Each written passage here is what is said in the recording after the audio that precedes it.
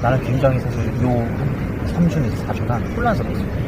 어떤 게 혼란스러웠냐면 그리스도인으로서 굉장히 무기력함을 느낀 거야.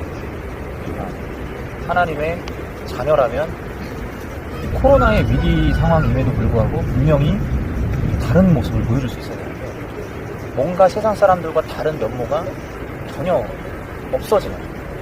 그러니까 나도 이제 상식적으로 생각하기에 일단 코로나 바이러스에 걸리면 안 된다 생각하다 보니까 자연스럽게 집에 있게 되고, 집에 있게 되다 보면 할 게 없으니까 자연스럽게 TV나 유튜브나 인터넷 혹은 게임에 빠져들고, 이게 당연하니까 어쩔 수가 없다.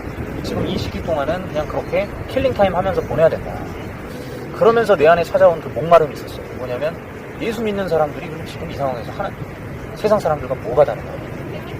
세상 사람들도 똑같이 그렇게 보낼 거고 나도 지금 그렇게 보내고 있는데 이게 이렇게 정체성의 혼란이 오는 거예요. 그러니까 코로나가 끝나고 나서 하나님의 자녀의 모습을 갖추는 게 아니라 코로나임에도 불구하고 하나님의 자녀의 모습이 있어야 되는데 뭔가 코로나 끝나고 나서 내가 다시 하나님의 자녀의 모습으로 싹 돌아갈 거다. 그러고 있는 것 같아. 근데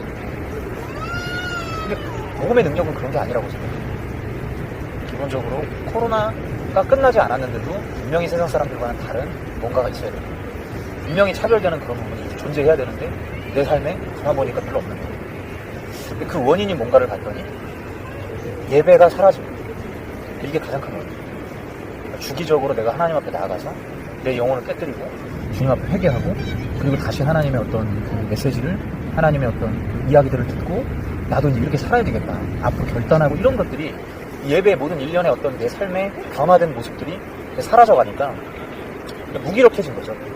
이제 모이는 예배가 확실히 그리워지는 요즘인 것 같고, 모이는 예배가 선생님 말했지만은 당연한 것이 아니고 굉장히 소중한 것이구나. 그리고 그리스도인들은 기본적으로 모여야 돼요.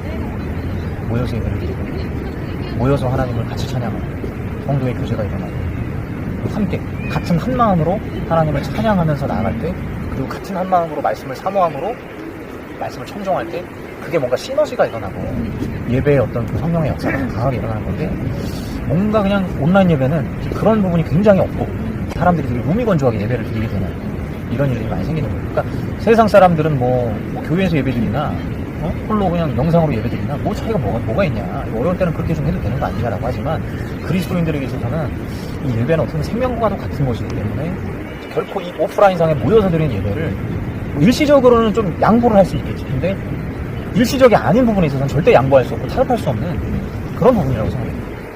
지켜야 된다는. 어떻게든 지켜야 돼. 난 온라인 예배 되게 만만하게 생각해요.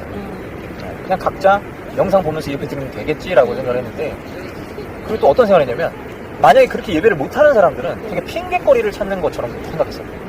그러니까 자신의 신앙이 올곧지 않은 거를 자꾸 그런 온라인 예배 때문에 자기가 신앙을 못 이어간다고 자꾸 핑계대는 것처럼 약속했단 말이야. 근데 그게 내 착각이었거든. 그러니까 나도 나름 내 신앙 괜찮다라고 생각했는데 나도 이 신앙적인 부분에서 타협이 일어나고 전혀 공급이 일어나지 않으니까, 이게 단순히 그냥 각자의 개인의 문제라고 보기가 어렵고, 이 교회 공동체가 건강하게 세워져 나가기 위해서는 반드시 오프라인상의 예배가 회복이 돼야 된다. 오프라인 예배의 소중함을 많이 하나님께서 깨닫게 하려고 하시는 것 같기도 해요. 그동안 우리가 모여서 드렸던 예배가 얼마나 귀한 것이었는가를 다시 한번 자각시키기 위한 하나님의 어떤 조처일 수도 있겠다. 그리고 우리가 정말 추후에 이제 코로나 사태가 끝나고 모여서 예배를 드리게 됐을 때는 진짜 이전과는 다른 그 목마름이 이렇게 터져 나오고 이 영적인 갈망함이 이제 묻어나는 그것들이 여지없이 투영되는, 강하게 투영되는 그런 예배가 드려질 수 있게 되지 않을까. 결론적으로 뭘 기도를 해야 될까? 그리스도인들은 그럼 뭘 해야 되나? 그러니까 이 코로나 바이러스는 절대 선이 아니에요. 이거는 무조건 악이에요.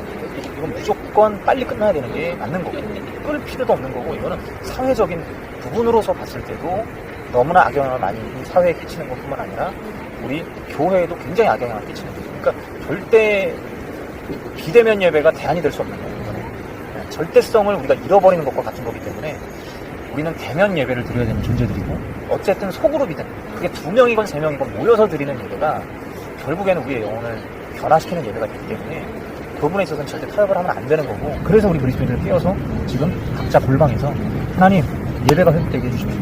정말 모여서 드리는 예배, 대면 예배, 우리 함께 하나님을 예배했던 그 모든 시간들을 그리워합니다.